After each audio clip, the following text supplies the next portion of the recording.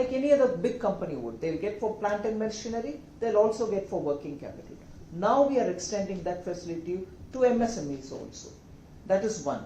Second, in order that banks understand how to deal with MSMEs, most often the complaint is scheduled commercial banks deal with big companies, they don't understand the turnover cycle of MSMEs, and therefore they can't understand the business, so they don't probably prefer giving loans for MSMEs. To overcome that problem, banks will also do. We are saying SIDBI, the Small Industries Development Bank of India, go and open branches in clusters, MSME cluster. Immediately in Bengaluru you think of Pina. If there is a SIDBI there, it's fine. If not, I will have SIDBI come and set up branch there so that they can directly lend for small industries, MSMEs. Then we are also creating export hubs for MSMEs, so that small industry, which is the backbone of India, can have every facility for finding global market and for exporting. Other one major issue which MSMEs have been telling us is, in the banks, by 45th day, if they are under stress, the bank notices and puts them in a stress management account, SMA account. And if they are put into that SMA account, they don't get any assistance from the bank. They don't have working capital, also doesn't come anymore. Earlier they used to get working capital, but once they are put under SMA, they don't get working capital. And by 60th day, they are put into the second grade of SMA, and by 90th day they become NPAs, non-performing assets. So MSMEs had a problem. They said we can't get out of this cycle. So today, Government of India under Prime Minister Modi's leadership has created a fund which will work with banks and ensure that whether it is the 45th day when they start becoming under stress, banks should continue to give them working capital, and somehow to get them out of the stress situation, they should help them. We have provided the fund for that. So the banks cannot have any more hesitation in solving them to come out of it. There are other two measures, but I'm sure we are going to circulate both in Kannada and English press release which will feature all these items. So I won't get into details there. Then I told you R&D, one of the things which I started telling you about this budget. R&D has a great potential to help Bengaluru. See, Anusandhan National Research Fund is 1 lakh crore, and that can help setting up, and that money will also be available for private sector for R&D.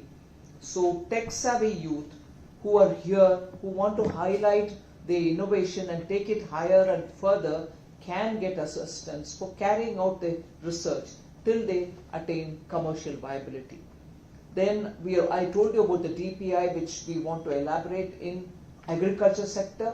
Bengaluru will contribute to that DPI creation for agriculture and for expanding it so that it reaches the proportion of the payment DPIs that you get to know of. You know, all of us do our payments, buy and sell goods. Like that, for agriculture, there will have to be a DPI created, for which we think there will be a big contribution from Bengaluru. Venture capital fund of 1,000 crores has been created for space sector, with ISRO being in South India, with Bengaluru having a lot of ISRO related or space related startups. This money is going to help Bengaluru in a big way. Above all, most startups have been having this grievance that funding comes to them through venture capital funds, and when we have the angel tax, they are scared to come with the money, and angel tax should be removed. We have abolished it in this budget. I'm sure immediately some of you all will think, why did you bring it in the first place and why are you removing it now? I'd like to submit to you that angel tax was brought by the UPA government in 2012. We tried removing one by one some of the hindrances as was perceived by the startups. Every year we did some kind of a tinkering. But clearly, we have now decided that in favor of further funding for startup, we should remove it. So abolition of angel tax happens in this budget. Then there are also transit-oriented development plans for cities. 14 large cities are being planned for it. Bengaluru will be one of them to benefit from it. And population about 30 lakh is what we have given as a condition. So obviously Karnataka can derive benefit from it. Then cities as growth hubs. There is a huge attempt to make sure that within the existing city, by using better urban planning, we will be able to have better living conditions within those cities. The peri-urban areas can be utilized, for which we shall work with the state governments. And Bengaluru is one of the biggest cities of India. It needs that kind of an approach for planning. That will also benefit Bengaluru. Then the PM Awas Yojana 2.0 has been announced. 1 crore urban poor people and middle class families will be addressed with an investment of 10 lakh crores. Total kitty is that. So if urban housing is happening, Bengaluru can derive benefit from it. Obviously the central assistance will be about 2.2 lakh crore in the next 5 years. Interest subsidy will also be available for those who are going to come into this scheme. Women's workforce participation data has come out, and you saw that between 17 and 18, when it was 23.3%, now to 23, it has come to 37%.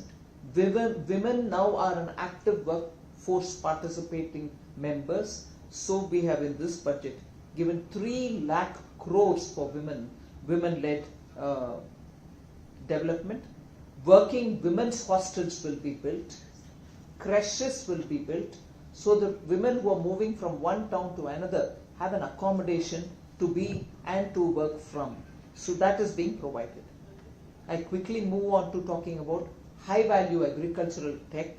So in that, Karnataka will benefit because this is huge allocation done for Indian Council of Agricultural Research, and that University of Agricultural Sciences Bengaluru and University of Agricultural Sciences Raichur will benefit from this agricultural research focus that we are giving. Climate resilient seeds, 109 of them will be released, particularly for North Karnataka, where vagaries of drought or flood affect our farmers. These drought resistant and climate resistant seeds will be of great help for farmers in Karnataka. Then I already sort of mentioned about how DPI in agriculture will be a very important play point, and on that I find Bengaluru startups can contribute towards improving and bringing in the DPI. 10,000 bio-input resource centers are going to be established in this country. This will be a need-based program because we want 1 crore farmers of this country to move towards natural farming. That again will help to cut down on the input costs of farmers. That will be also a very important step which will benefit Karnataka. I'll add one more which will be specifically helpful for Karnataka, for Bengaluru city and for cities which are elsewhere also. We are planning to have large-scale clusters for vegetable production outside of such cities, which normally suffer when logistics get affected, when rains get affected. City residents can't get enough vegetables, particularly the perishable kind. So this budget announces that as well.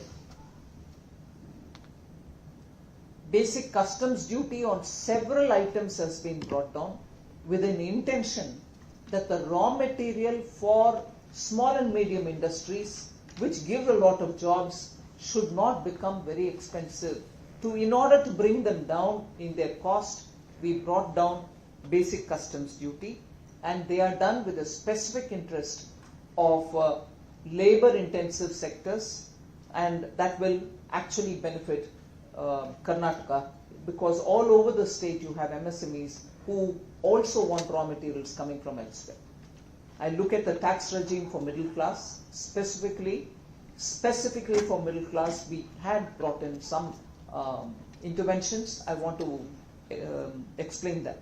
Standard deduction has been raised to 75,000 from 50,000 rupees. Deduction for family pension of pensioners is proposed to be enhanced from 15,000 to 25,000. So this will provide relief for 4 crore salaried people, both individuals and pensioners. Then tax slabs under the new regime has been changed. So there is, you already know that there is no income tax to be paid for those with incomes up to 7.75 lakhs per annum. So as a result of these changes, we think 17,500 rupees will be saved from paying income tax. So that will be the middle class's money in the hand rather than paying the income tax. There is also a Vivad Se Vishwas scheme which has been announced, so that some income tax disputes which are pending, they are pending in appeal. We want to address all of them and sort it out. Earlier also there was a Vivad Se Vishwas, you all know about it.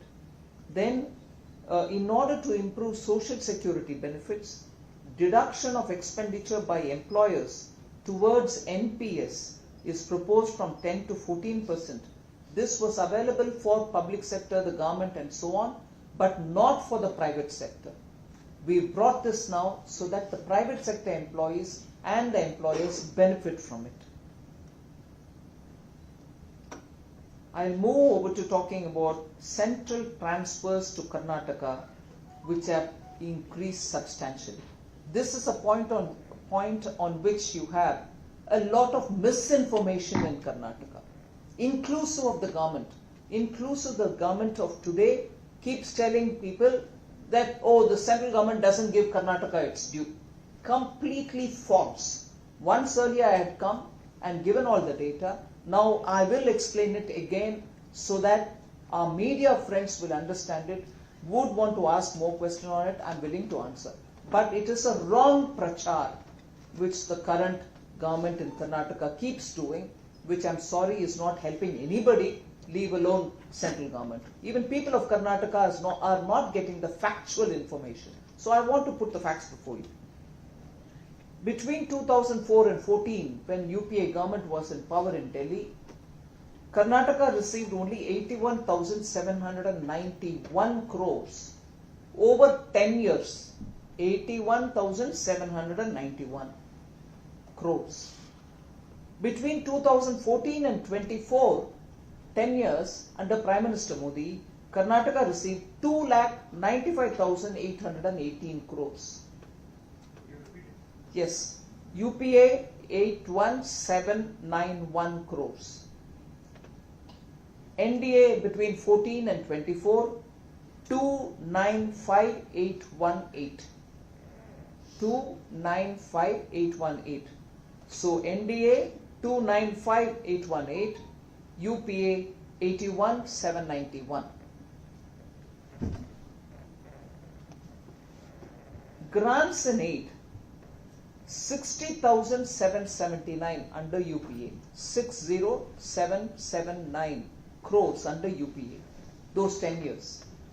Under Prime Minister Modi, 2,36,995, 955, 236,955.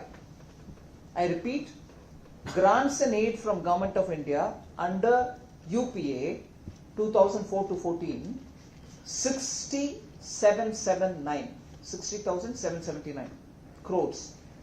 Under Prime Minister Modi 2014 to 24, 236,955 crores. For the year, this year, 24-25, this 1 year, earlier gave you total for 10 years.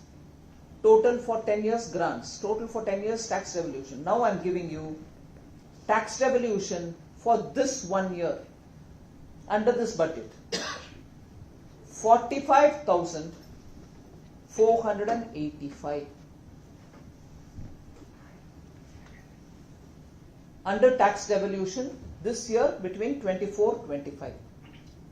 So quickly, if I have to compare, under UPA per annum you had 8,179 crores. Per annum under UPA 8179 crores. This year alone, 1 year, 45,485 crores. Are you all right? Do you want me to repeat the numbers? I gave you 10-year total for tax devolution under UPA as 81791, which means every year for 10 years they had only 8179 crores. 2014 to 24 tax devolution 2,95,818 crores. Okay? Stop me where you want me to repeat. So if you look at tax devolution, where it was 8179 crore per year, yeah, I gave 10 years total first. Now 1 year is 8179. Now this 1 year under Modi 3.0, Karnataka gets 45,485. Just no comparison. Just no comparison. And therefore, I request media friends to look at the data and ask questions where you should ask. ये गलत प्रचार क्यों हो रहा है? Why is the wrong प्रचार going on? Okay, I spoke about grants in aid. I said for 10 years under UPA, 60,779 crores. I already gave this figure. Yeah, 60,779. For 10 years under Modi 1 and 2, it was 2,36,955. 236,955 crores under Modi 1 and 2. Now, which means under UPA between 2004 and 14, it was 6,077 crores only per annum. 6077 crores per annum. Now what are we giving under grants and aid for this year 24-25? 15,300 crores. 15,300 crores. All right. So that was one item I gave, tax devolution. Second, I've said this before, Finance Commission has not forced Government of India to give for state for building their infrastructure any money. But after COVID, Prime Minister Modi said we should give money to the states so that they can build and come recovering fast. So, Karnataka till 2023-24, till March 24 of this year, beginning 2020-21, received a total of 8,312 crore rupees. 8,312 crore. Interest free. 50-year. You can keep it. 50th year, let's see what's happening with it. 8,312 crores. This year, and I'm giving the number which will be even more than what I'm giving, but I'm giving the bottom line. 2,006 crores, 2,006 crores, untied, meaning with no conditions attached, we are giving that much. With some reform condition attached, we might give more. But I'm giving that which is untied, 2,006 crores. Now if I add this also, Karnataka by the end of this year would have received 10,041 crores, 50-year interest free from Government of India. 10,041 crores. Then go over to the next point. PM Mitra Mega Textile Park. That was only about 7 textile parks were being given all over the country. Karnataka has got one. It is in Kalburgi. Original budget for this, each one of them for the 7 Mitra parks was only 3 crore. But in the last budget, 23-24 budget, it was enhanced to 200 crores each Mitra path, which means Kalburgi will get the Mitra Mega Industrial Textile Park exclusively getting 200 crores for that one project only. Alright, then move over to the railways. This number will shock you if you really want to look at the truth. Allocation for railway between 2009 and 14, UPA's second phase, was 835 crores for Karnataka. 835 crores between 2009 and 14. Allocation for railways in 24-25 budget, please listen to this carefully. I said 9 to 14 was 835 crores. Now this budget allocates 7,559 crores for Karnataka. For railways alone, you heard the earlier number, na? Okay. 9 to 14 it was 835 crores. Now in 24-25 in this budget alone, 7,559 crores. Just to give you breakdown of some of the projects, ongoing projects for laying new tracks, 31 projects are ongoing. 3,840 kilometer rail tracks are being laid. 3840 kilometers. And so what is the value of the ongoing projects? 47,016 crores. Only for railways in Karnataka for the existing ongoing projects.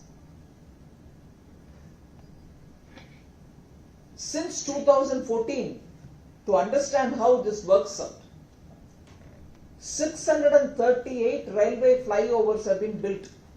Railways flyover. 7 Vande Bharat trains have been operationalized. I'm sure I don't need to tell you the destinations and the route, you know about it. So that's about railways alone.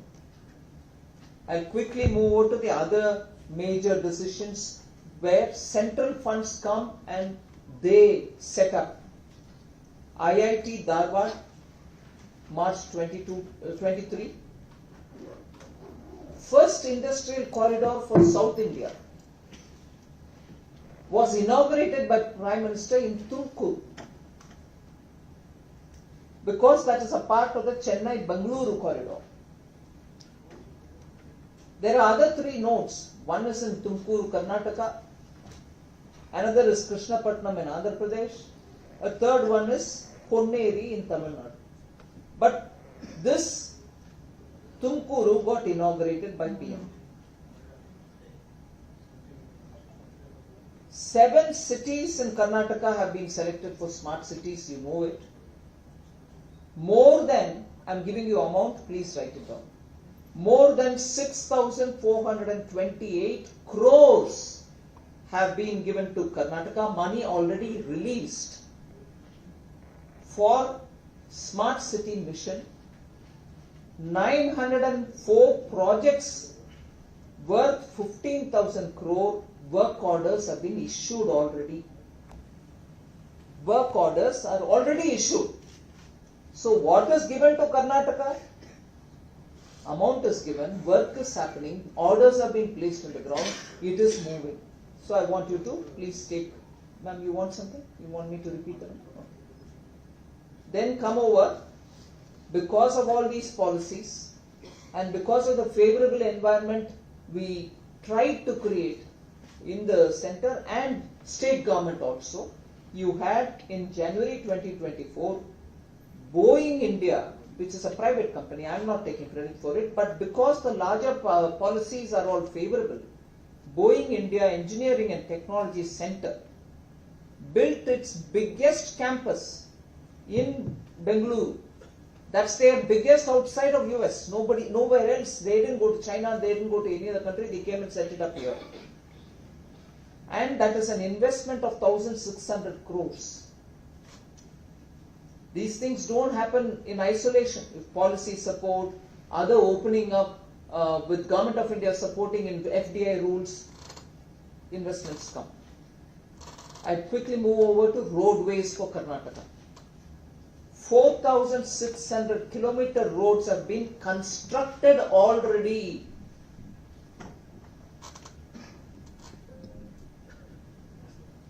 NDA government has invested more than 1 lakh crore in highways related projects in Karnataka only in the recent years. Just for highway related, the total money which has come is over 1 lakh crores. Okay, many greenfield corridors are being built under Bharatmala Pariyojana Phase 1. I just named 3 of them. Bengaluru-Chennai Expressway, Bengaluru Ring Road, Solapur-Kurnool-Chennai Corridor. These 3 are happening under the roads. Then of course air connectivity, 7 operationalized airports under UDAN. All of them are nicely getting modernized. Then you know the newly constructed Shivamogga airport has been inaugurated in February 23.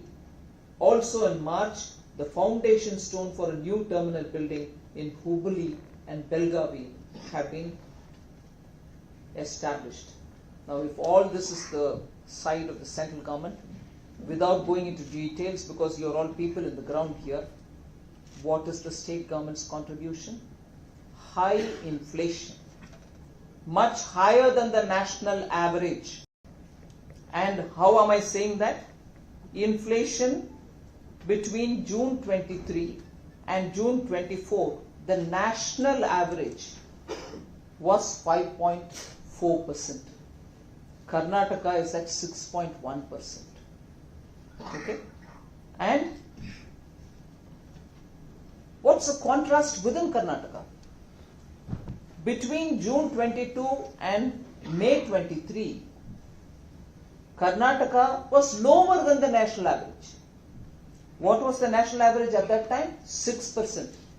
But Karnataka kept its inflation rate at 5.39%. So there was a year, not too far away,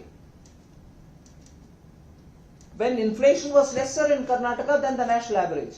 But now inflation is higher than the national average. You know the reasons for it. I'll highlight the reasons. Petrol price was hiked by 3 rupees for petrol and 3.5 for diesel. Milk prices have gone up by 5 rupees. Property guidance value has been hiked from 25% to 30%. Stamp duty charges have increased by 200 to 500%. Vehicle registration fees have been hiked by 3%. An additional 10% lifetime tax on EV vehicles have been imposed. So inflation is naturally higher than national average. Revenue deficit, very high. Capital expenditure spending not happening or even reduced, with statements saying because I'm doing all the welfare which I promised, all the 5 package that I've given, I can't spend money on capital expenditure. If you don't spend money on capital expenditure, employment is not going to come to Karnataka. You won't have your youth getting employed.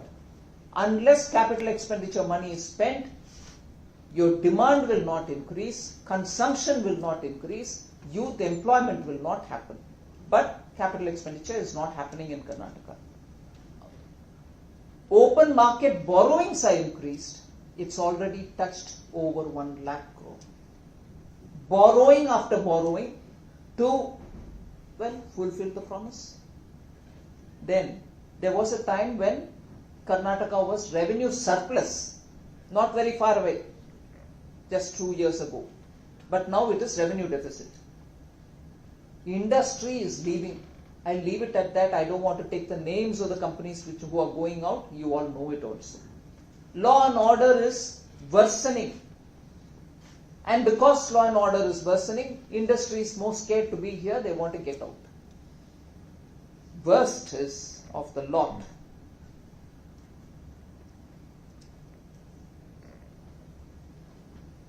SC/ST funds being siphoned off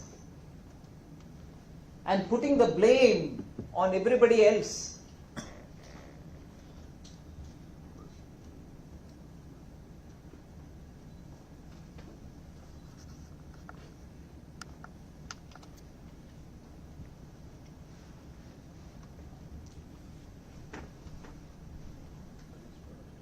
Particularly on the Valmiki, you know the kind of scandal which is going on. I don't want to elaborate on it. There are more that I can speak on what is happening in Karnataka. With this administration, a state which was healthy, a state which was revenue surplus, a state which was spending on capital expenditure, a state which drew investment into Karnataka, today is frightening investments out of the state. And because of the various steps that they are taking one after the other, I am not sure even if they are consulting industry, if they are consulting stakeholders. So I'll stop there. Thank you for listening to me patiently. You can always ask me.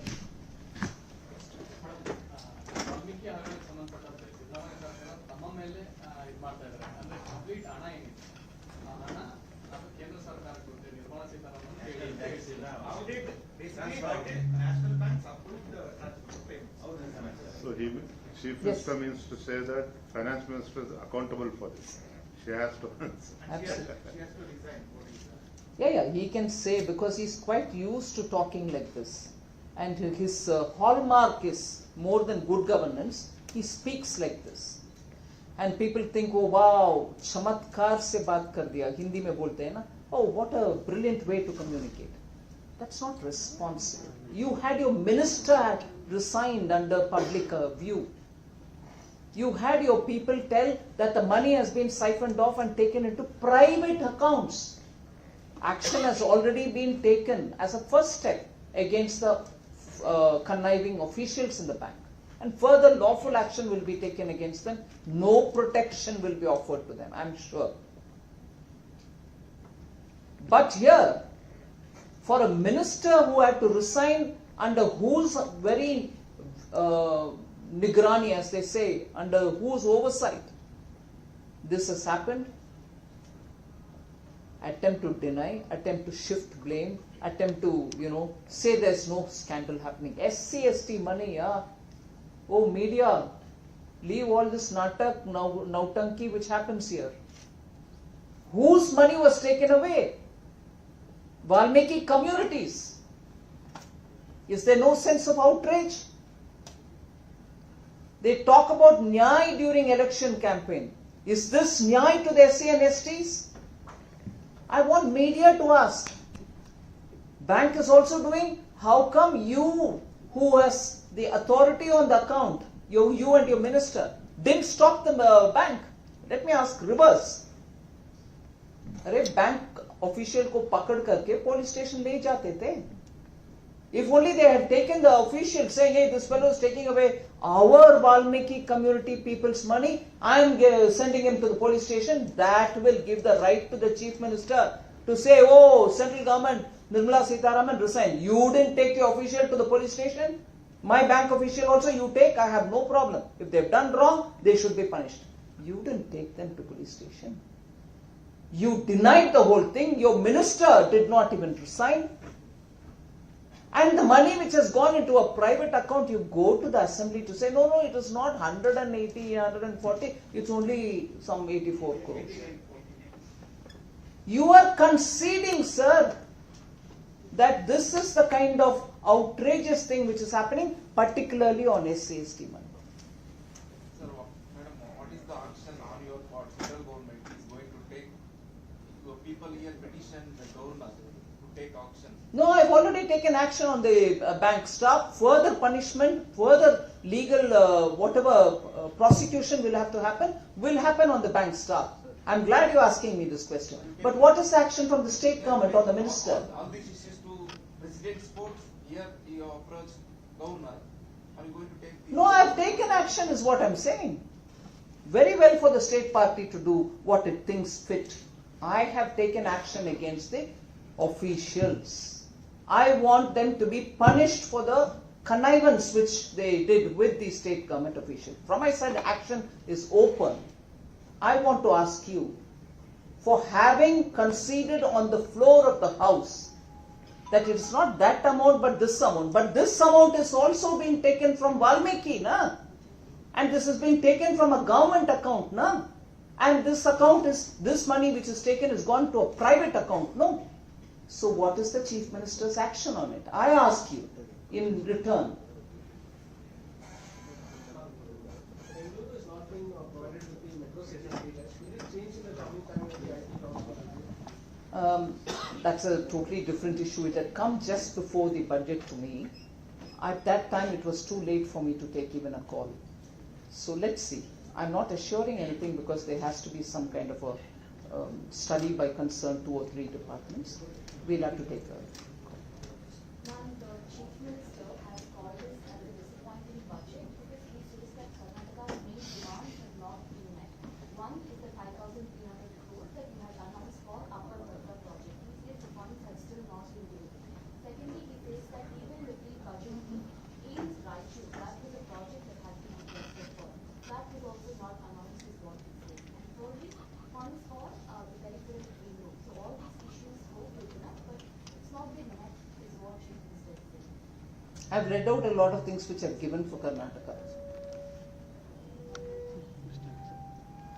Okay? Thank you. Expected enhancement of central share in housing schemes and enhancement of Manororient for Asha and Anybody workers. This was among the wish list of states. But Asha workers' business is not just Karnataka, no? It's also for the rest of the country.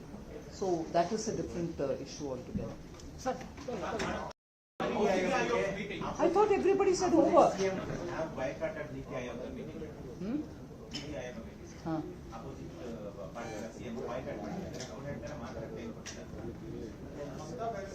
Yeah, I heard. Huh. But he didn't come to the meeting that we stopped his mic. So, West Bengal Chief Minister came. It was good that she came. She voiced her view. It was good that she voiced her view. Then she said she is also speaking on behalf of all opposition, which is very well. We heard her for the allotted due time she spoke, and we heard her. If she wanted more time to speak, easily, like the other chief ministers, even she would have got more time. But she went outside and said, my mic was put off, I walked out of the meeting. That was wrong, completely false. Now, you asked me also as to, even CM from here has not attended, opposition fully didn't attend, which is a sad thing. They always say, our voice is not being heard. This is a forum to come and speak your voice. To an extent, Mamata Banerjee ji, she was right. She came and voiced. And of course, afterwards she said something else different. All opposition leaders, I wish they had come and voiced their view. And there are 2 important discussions are going on in Karnataka regarding reservation only for Kannadigas. Other thing is 14-hour work for now. How does Finance Minister say? Hey, if the state government is doing something, I wouldn't comment on it, because after all, that state government is the one which has brought the revenue deficit to the state, brought the state into such a situation that they are borrowing without limit. ED rate, madam. ED rate, Rajya Sarkarana ಉಳಿಸುವಂತ ಪ್ರಯತ್ನ ಮಾಡ್ತಿದೆ ಕೇಂದ್ರ ಸರ್ಕಾರ. Investigative ತನಿಖಾ ಸಂಸ್ಥೆಯನ್ನು ದುರ್ಬಳಕೆ ಮಾಡಿಕೊಳ್ಳುತ್ತಿದೆ ಅಂತ ಆರೋಪ. This was before the election also. They said this Aropa, saying ED is being misused.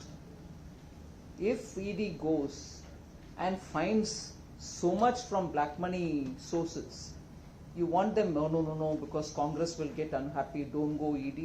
That's what they did during the period. They did not allow CBI to take action because they knew their own ministers will be caught. We have given them the freedom, let them do what they want. And actually, therefore, wherever they go for search, they're coming with wall level cash, suitcase full of gold. Black money has to be searched and found out. That's why they're going. Your budget is a copy of manifesto. What? Mysuru ಮೊಡ ಅಲ್ಲೂ ಅಟ್ಯಾಕ್ನಲ್ಲಿ ಕೂಡ sir CM ಅಕ್ರಮವಾಗಿ site ತಗೊಂಡಂತ ಆರೋಪ. ಕೆಲವು BJP ಲೀಡರ್ಗಳು ಕೂಡ site ಕೊಟ್ಟಿದ್ದಾರೆ ಅಂತ ಕಾಂಗ್ರೆಸ್ ಆರೋಪ ಮಾಡ್ತಾರೆ. For every Aropa, his reply would be only counter Aropa. He won't explain about his own. I have not done wrong. Ek bar, at least once let him say it. No, for every aropa, counter aropa. Ma'am, your budget is a copy of Congress manifesto, what Rahul Gandhi had said. In a way, has he accepted your budget? In a way, that's what it means. But on the apprenticeship, they also kept saying, you're giving apprenticeship, right? You're not giving jobs. But Congress said we'll make apprenticeship as a right. Even they were not giving jobs. And they were going to give it as a right to every youth.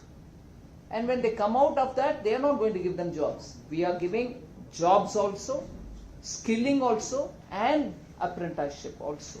So this is not the kind of well thought out plan that we've come up with. Congress can never come up with, because they always believe in tokenism. Throw money, finish it off. Throw money, finish it off. So how can we copy a poorly made scheme from them? Thank you. Thank you. Thank you. Thank you, ma'am, for from the central government to Karnataka. Thank you. Thank you, Vijayendra sir. Thank you all the journalists, media persons, cameraman, everybody. The press Thank you. release consists of most of the things that I've said, both in English and in Kannada.